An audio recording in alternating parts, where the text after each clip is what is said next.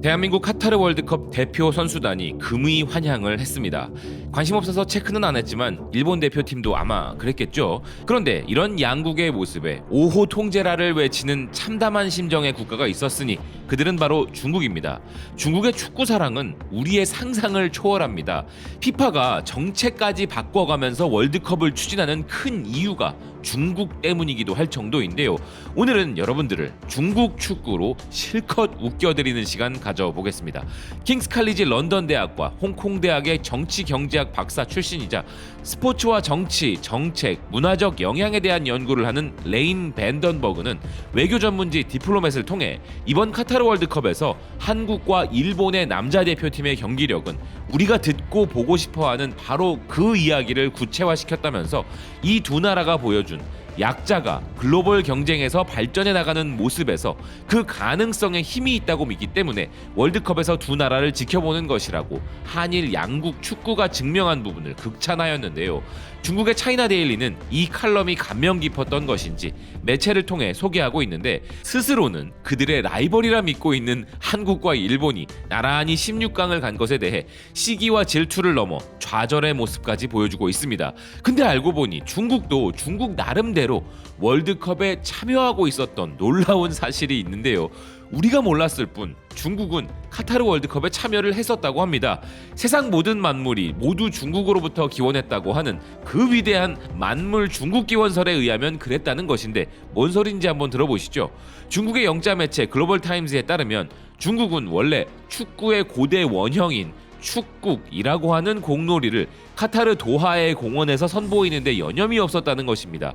영국이 만든 현대 축구와는 거리가 멀지만 여전히 축구의 기원은 자신들이라는 주장으로 구태여 현대 축구 최대 축제에까지 찾아와서 만물 중국 기원설을 주장하고 있었던 것인데요.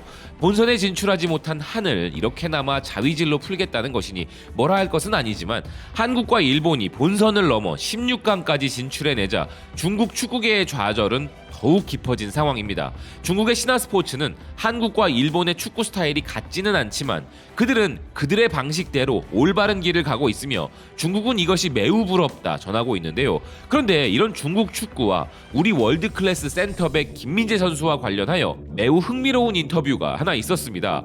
현재 안탈리아로 전지훈련을 떠난 나폴리 팀을 취재하고 있는 칼치오 나폴리 24는 이탈리아 리그와 중국 리그를 모두 경험한 브라질 국가대표 출신의 페르난두 루카스 마르틴스가 나폴리의 전지훈련지의 연고팀인 안탈리아 스포르에서 뛰고 있어 그에게 중국 리그에서 직접 만났던 김민재 선수는 어땠는지를 물어봤다는데요. 그는 이렇게 말했습니다. 내가 중국 리그에 갔을 때 김민재는 이미 거기에서 뛰고 있었다. 내가 처음 김민재가 뛰는 것을 보며 든 생각은 중국 축구에 대한 모든 걸 존중하지만 어떻게 이런 선수가 여기에서 뛰고 있는 것이 가능하지? 였다. 그는 정말로 빠르고 전술적으로 지능적이며 기술까지 뛰어나기 때문에 경기를 매우 잘 이해하고 읽어냈다. 내가 정말 좋아하는 선수이며 그는 훌륭한 선수이다. 이렇게 좋은 선수가 어떻게 이런 리그에서 뛰고 있는 거지? 라는 부분이 포인트인데 실제로 돈으로 영입한 훌륭한 외국인 용병 공격수들과 유럽 명문팀 감독들이 리그에 있었기에 김민재 선수가 실력을 쌓고 눈에 띄는 데 도움이 되었다고 하지만 여전히 리그 전반의 수준을 놓고 보면 김민재 선수를 담아내기에는 한없이 부족하다는 평가를 받은 중국 리그였던 것이죠. 근데 이런 중국 축구의 꿈이 뭔지 아십니까? 들어본 적 있으신지 모르겠지만 중국은 2030년까지 아시아 최고가 되고 2050년까지 세계 최고가 되고자 하는 것이 바로 중국 축구몽인데요. 2030년 안에 한국을 누르겠다는 것이고 2050년에는 브라질이 되겠다는 것입니다. 농담이 아니라 진심으로 이게 가능하리라 믿는 중국인데요. 이런 중국 축구몽에 대해 축구 강국이자 특히나 유소년 프로그램의 선진국으로 알려진 독일, 그 독일의 매체 도이치빌레는 이 꿈이 왜 불가능한지 정확히 알고 있었습니다. 매체는 시진핑이 정치적 권력을 확고히 했고 이제 중국을 축구에서 헤비급으로 만들고 싶어 하는데 사회적 문화적 장애물이 가로막고 있다는 점이 문제라는 기사를 전하였습니다.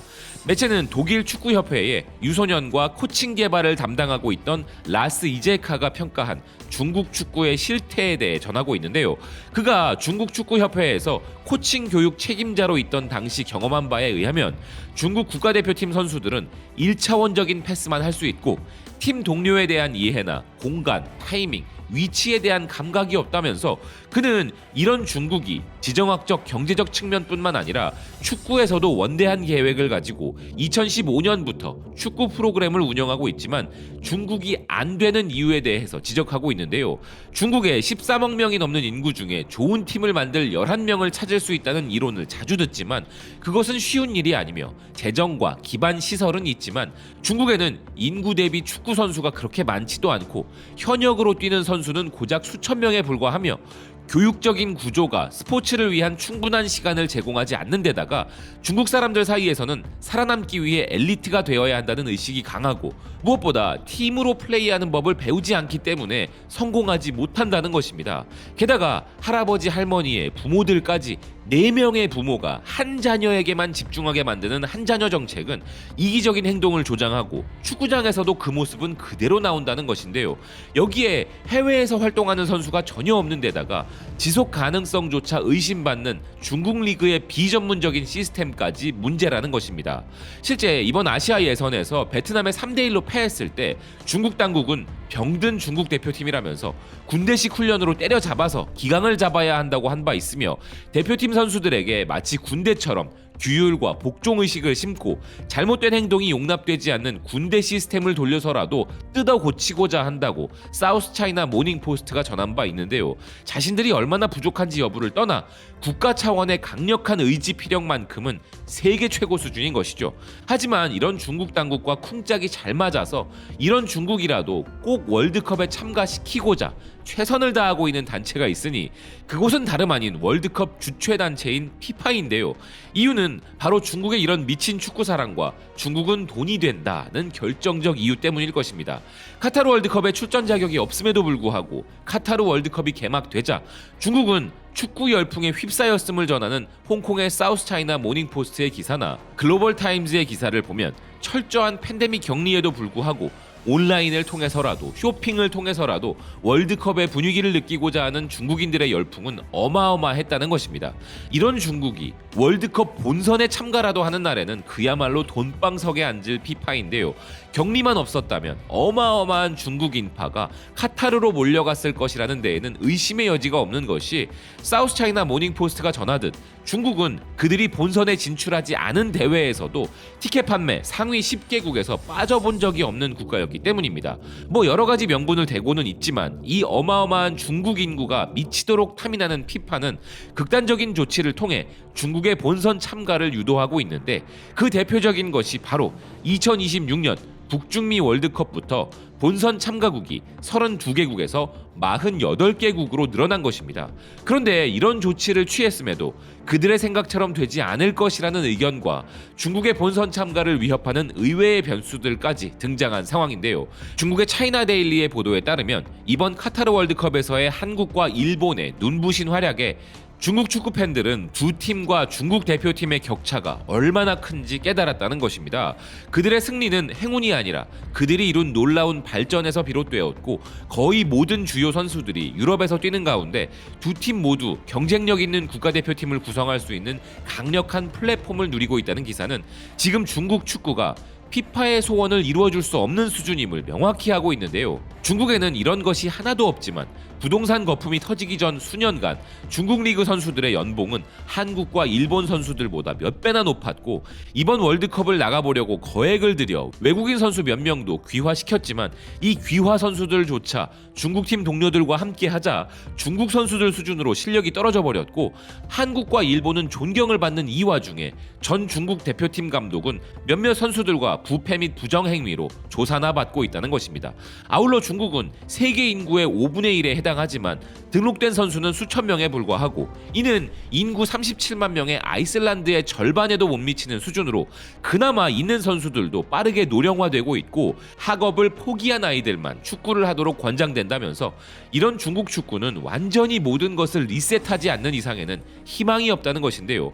피파는 아시아 티켓을 4.5장에서 8.5장으로 늘리게 되면 중국이 분명히 본선에 참가할 수 있다고 믿는 것 같은데 당장 아시아 최종 예선에 참가하여 중국이 넘어야 할 산은 대충 나열해봐도 대한민국, 일본, 이란, 호주, 사우디, 카타르, 아랍에미리트, 우즈베키스탄, 이라크, 시리아 등이며 사실 베트남이나 태국, 레바논, 오만 등에도 승리를 장담할 수 없는 중국입니다. 피파의 이런 아시아 진출팀 확장은 다른 국가들에게 기회가 될 뿐 중국에게까지 그 기회가 갈리 만무해 보이는 객관적 전력인데, 여기서 더 흥미로운 것은 중국이 본선 티켓을 구하는 데 있어 또 다른 국가가 방해가 될 수 있는 상황이 다가오고 있다는 것인데요. 그 나라는 바로 러시아입니다. 러시아 축구가 아무리 예전만 못하다고 해도 중국의 신라 같은 희망을 빼앗기에는 충분한 팀인데, 지금 우크라이나 문제로 유럽으로부터 모든 국제대회 참가 불가 제재를 받고 있는 러시아가 아시아로 향하게 될 수 있다는 것입니다. 러시아의 축구 저널리스트 로만 트루셰스키는 러시아 대표팀이 아시아 연맹으로 그 소속을 바꾸는 것이 국제 경기 복귀를 위한 옵션 중에서 가장 현실적이라면서 유럽 축구 연맹으로부터 무기한 참가 정지를 당하고 있기에 아시아 축구 연맹과의 협상이 필요하다면서, 그들 중 일부는 러시아를 반대할 수 있지만 그 반대표는 유럽보다는 훨씬 적다는 것인데요. 그리고 아시아는 다음 월드컵부터 월드컵 본선 티켓이 늘어나기에 러시아에게도 좋은 조건이고, 한국, 일본, 이란만 제외하면 러시아가 피파 랭킹에 의해 상위 조 편성이 가능하다면서 러시아가 아시아로 향해야 한다고 주장했는데요. 이것은 실제 러시아 축구협회의 옵션 중에서도 유력한 부분 중 하나라는 것입니다. 러시아는 지금 당장 축구가 아니라 평화로운 러시아로 돌아가는 것이 가장 우선이지만, 러시아 협회가 이런 것을 추구하고 진짜 러시아가 아시아로 오게 된다면 우리나 다른 아시아 강팀들에게도 골치가 될 수 있지만, 중국의 입장에서는 희망이 사라진다고 봐야 할 것인데요. 이렇게 피파가 무슨 짓을 해도 중국의 본선 진출 희망이 없다는 것은 비단 제 개인적인 생각만이 아니라 중국인들도 마찬가지 생각이라고 합니다. 정말 읽다가 빵 터져버린 기사가 있었는데요. 홍콩의 사우스차이나 모닝포스트는 피파가 2026년 월드컵에 아시아팀 4개국을 추가하여 최대 9개 팀이 참가할 수 있으나, 중국 온라인을 보면 중국인들은 다음과 같은 반응들을 보이고 있다는 것입니다. 아시아 상위 12개국을 좀 살펴봐라. 중국 대표팀이 이들 중 누구를 이길 수 있나? 2026년에는 태국이나 베트남이 자격을 얻을 가능성이 매우 높고 중국은 떨어질 것이다. 이란, 일본, 한국, 호주, 카타르, 사우디, 아랍에미리트, 이라크, 오만, 우즈베키스탄은 중국보다 피파 순위에서 더 높다.